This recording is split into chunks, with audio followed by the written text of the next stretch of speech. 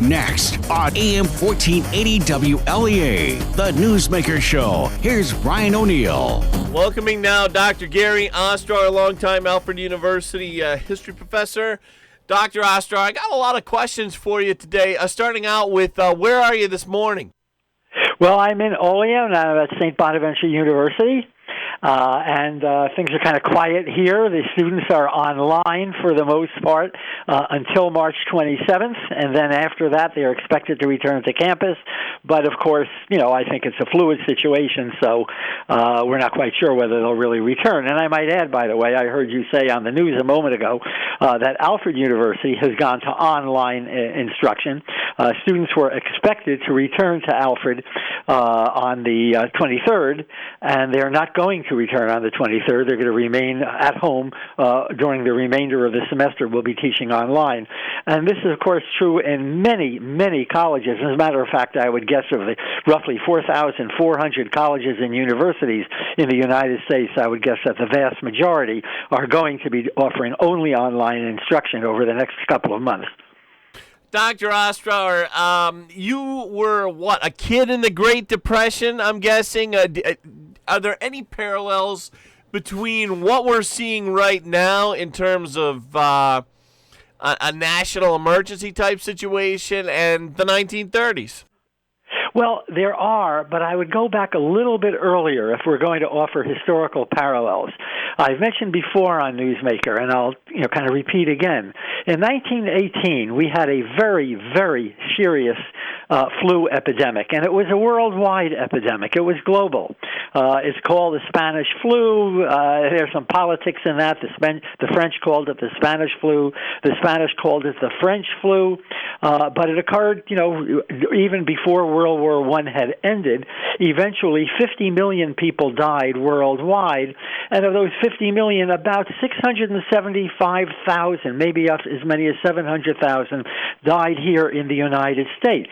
It was a very, very serious epidemic. And when I say 700,000 people, compare that to a normal flu year, a seasonal flu year that we've had over the past 20 or 25 years or so, where on average about 38,000 people die. So we're talking about, numbers that are, hugely, hugely greater. And I might also add that with the Spanish flu in 1918 in the United States, we only had a total population of 100 million people. Today, of course, we have a population of 300 million. So if we're looking at similar kinds of numbers, we could be conceivably looking at something in the neighborhood of 1 million Americans dying, maybe 1.7 million dying.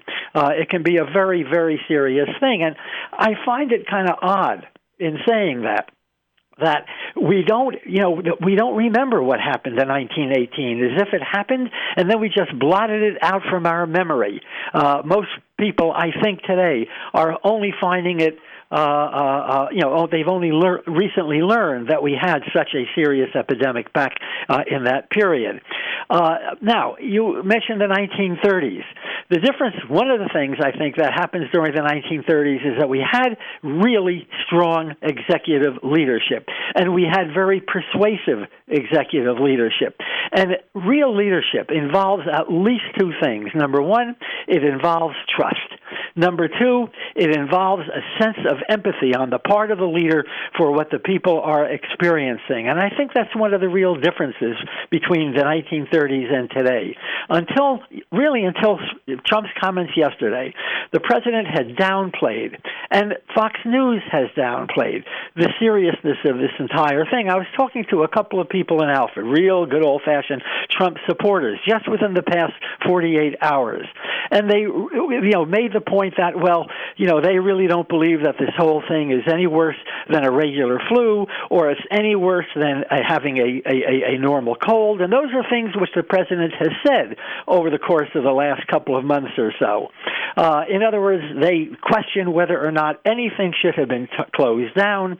They believe that we have greatly overreacted to this whole thing, and I think that really misses the point. The fact of the matter is that, regardless of the degree to which President Trump has downplayed the seriousness of this epidemic, and he has done so repeatedly from January until yesterday, It's a very, very serious affair, and I think we have to take not the word of the president, but rather the word of some of our very, very best medical officials, not the least of whom is Anthony Fauci.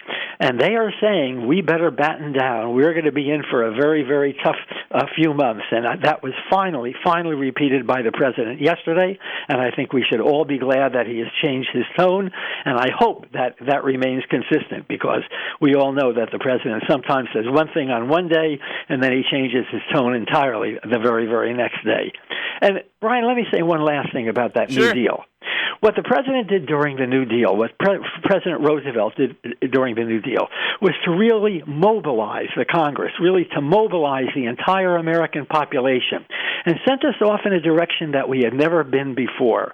He kind of puts the federal government on a warlike footing, literally a warlike footing, because it was based on some more powers that had been granted to the president during World War I.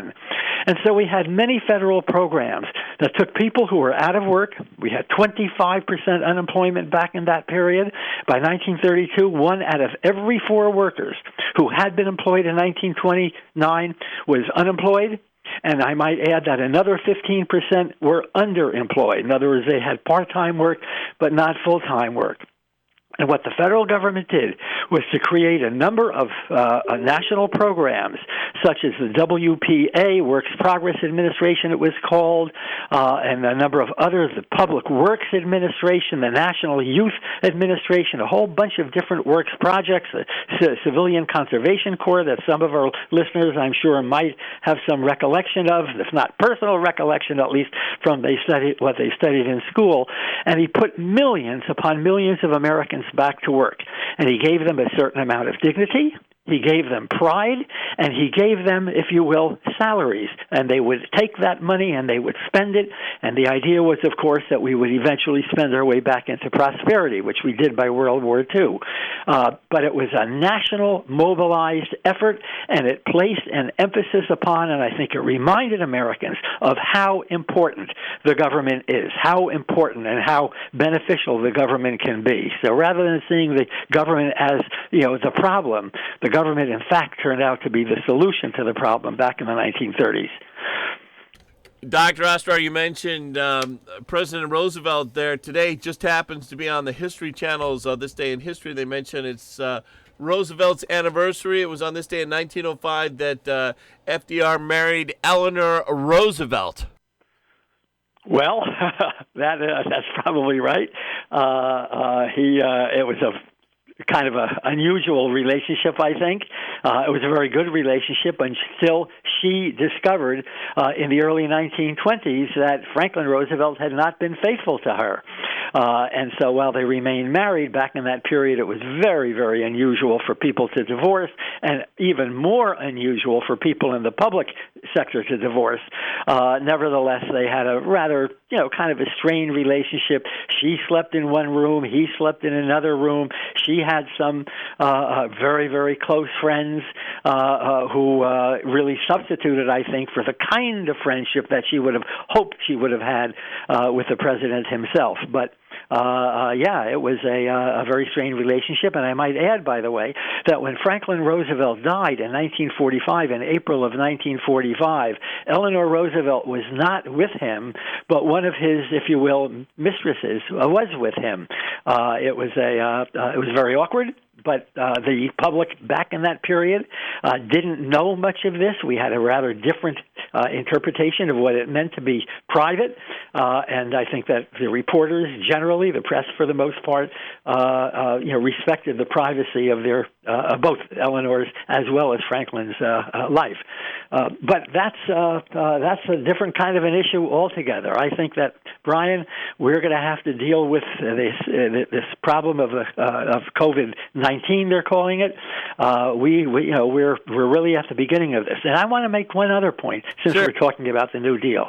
I think that we're going to have a national effort to put people back to work in a way that they did back during the 1930s, because what's happening right now is that the country is economically shutting down. Universities, colleges, restaurants, bars, sporting centers, it's all shutting down, and a lot of people are losing their jobs, and it's not clear that they're going to have them by the end of, let's say, the summer. When President Trump said yesterday, it's bad, and then he repeated, it's bad, yeah, it is bad, and I think that we're going to need a national effort such as we have not seen since the 1930s, or at least since the 1940s, when we went into World War II. We talked about Eleanor Roosevelt a moment ago. Do you mind if I do one more this day in history quickly? Yeah, go ahead. We talked about Eleanor Roosevelt. Another prominent female political figure also has an anniversary on this day. It was March 17, 1969, that Golda Meir makes history when she was elected as Israel's first female prime minister. Did you have any thoughts or memories of Golda Meir, Gary? Well, she was a very, very tough and a very, very effective national leader. There were two women back in that period who kind of broke the barrier. She was one of them in terms of gender, and the other was Indira Gandhi in India. What they showed is that women could lead, that women could be every bit as effective as men when it came to national leadership, and not only national leadership, but national leadership during war. For instance, it was during the 1973 war. That was called the Yom Kippur War, when Egypt attacked Israel. That Golda Meir was the prime minister, and it was a tough time for Israel, but the Israelis won the war. Barely won the war, but they did win the war, and I think that a good deal of that had to do with the skill with which he was able to unify the Israeli public and manage a very, very complex kind of military situation, because it wasn't only that the Israelis were fighting against the Egyptians, but they were also back during that period fighting against the Syrians and the Lebanese and so forth, the Jordanians. It was a very, very tough time for Israel. Going to take a quick break. We'll be back, and we'll get back to the topic of the coronavirus with Dr. Gary Ostrower in just a moment. Stay with us. The day we've been waiting for is finally here. A healthy new day for our hometown. The new St. James Hospital is now open, and we're so excited to enter this new era, where you and your family will receive medicine of the highest order, from emergency care to general surgery, all in a brand new, beautiful building, right here in our hometown. The new St. James Hospital, now open, part of UR Medicine. Checking in now with meteorologist Rob Carroll, who says it's going to rain a little this morning.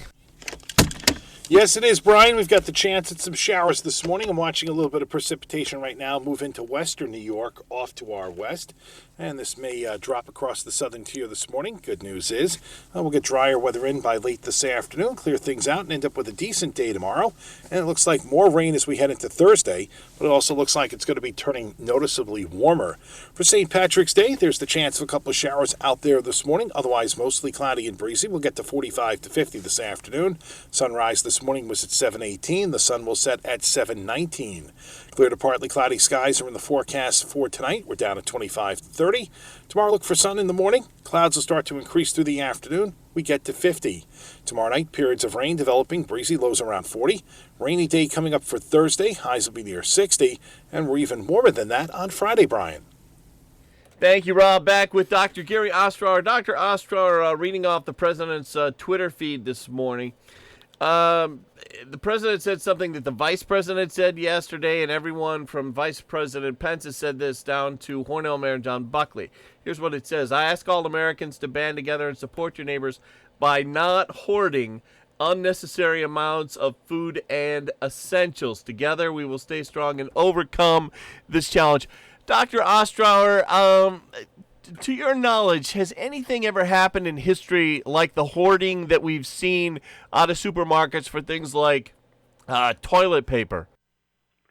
Well, there are parallels in history, and I guess I'd go back certainly to There are probably plenty of parallels in history, but I think that a good example is what happened during Katrina, Hurricane Katrina back in 2005. We certainly had hoarding back during the First World War, especially with the Spanish flu that I mentioned before.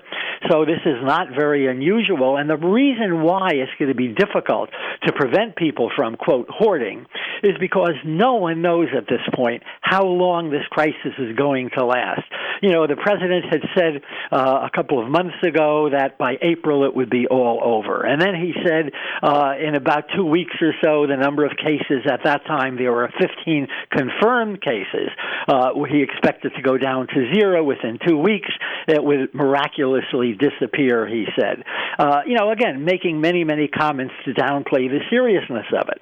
Well, now that we know that, all of those comments were essentially, misleading, it creates a sense of uncertainty. It creates a sense of, if you will, even fear, apprehension.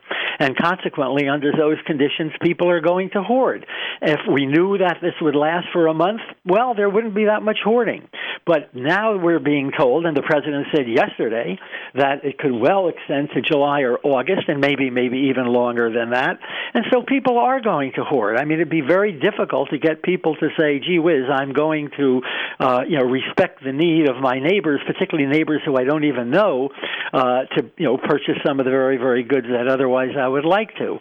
So I think we're going to be in for a tough time. I think that, we don't always do what we're being urged to do.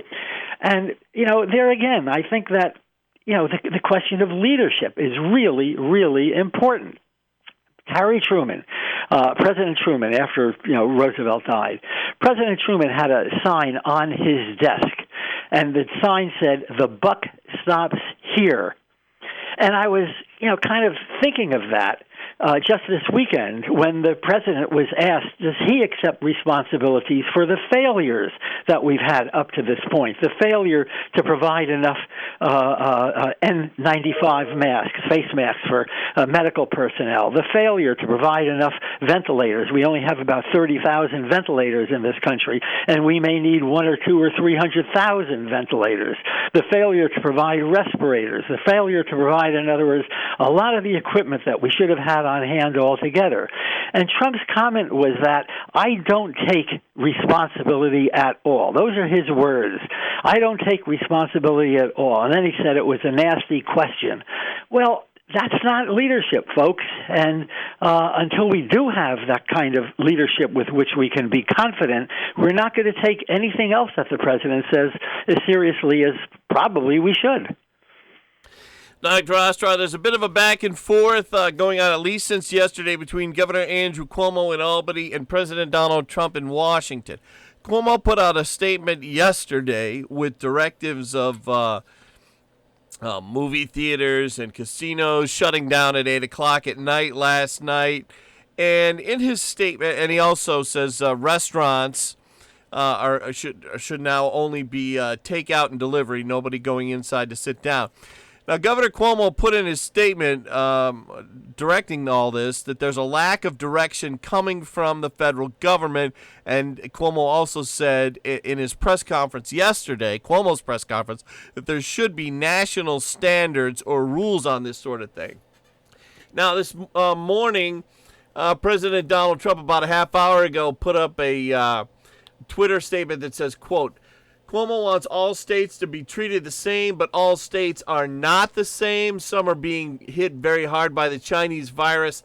Some are being hit practically not at all. New York is a very big hot spot. West Virginia has thus far 0 cases. Andrew, keep politics out of it. What do you make of this back and forth between the governor and the president? Well, I think it's unfortunate that the president isn't on board with, in a sense, what Cuomo is essentially advocating. And I say that because, I was listening this morning on Fox News to Senator Hawley, a very, very conservative senator from Missouri. And Hawley said almost exactly what Cuomo said. Almost exactly what Cuomo said. Namely, in other words, there really have to be federal standards here. And he's saying that there have to be federal standards because even though there may be no confirmed cases in West Virginia, and by the way, there may be plenty of cases in West Virginia, we simply don't have the tests available to determine whether or not there are cases in West Virginia.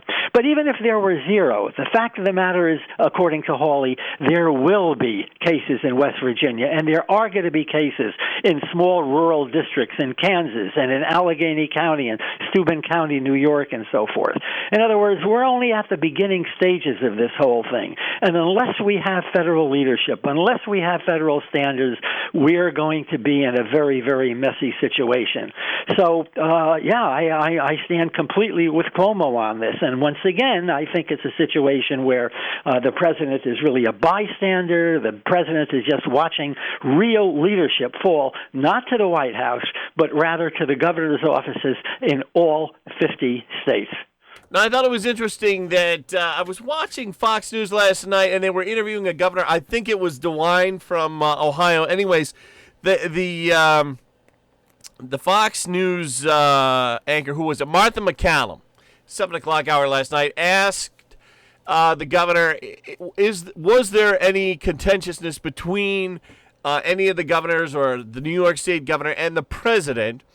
And DeWine said no, there was not. It had been implied from earlier reports, and I don't think from Cuomo or Trump, but it had been implied that there had been some disagreement.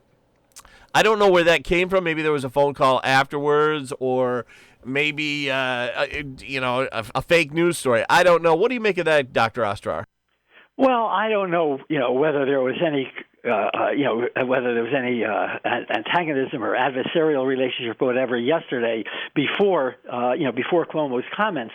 But the fact is that we have to get together. I mean, we can't afford, not in a situation like this. This is a genuine crisis. We overuse that word crisis, but this really is a genuine crisis. And we can't afford divided leadership at this point. And the president says, and he said yesterday in his comments, this is not a time for partisanship. He's correct about that. But then he can't go ahead and 20 minutes later or 2 hours later start sniping at people like Nancy Pelosi and certainly Andrew Cuomo and others. We have a very, very inconsistent style of leadership from this president, and it's not going to serve our purposes at all.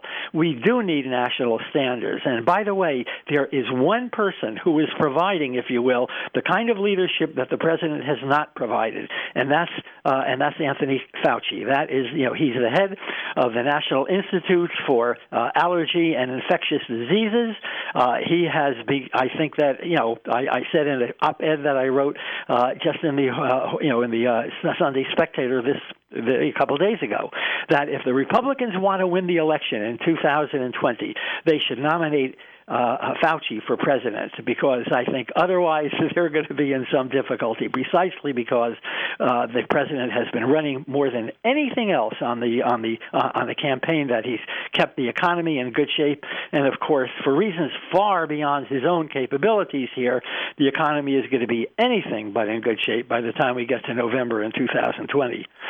With that, we have to leave it. As always, Dr. Gary Ostrower, thank you for joining us. So, well, thank you for having me here.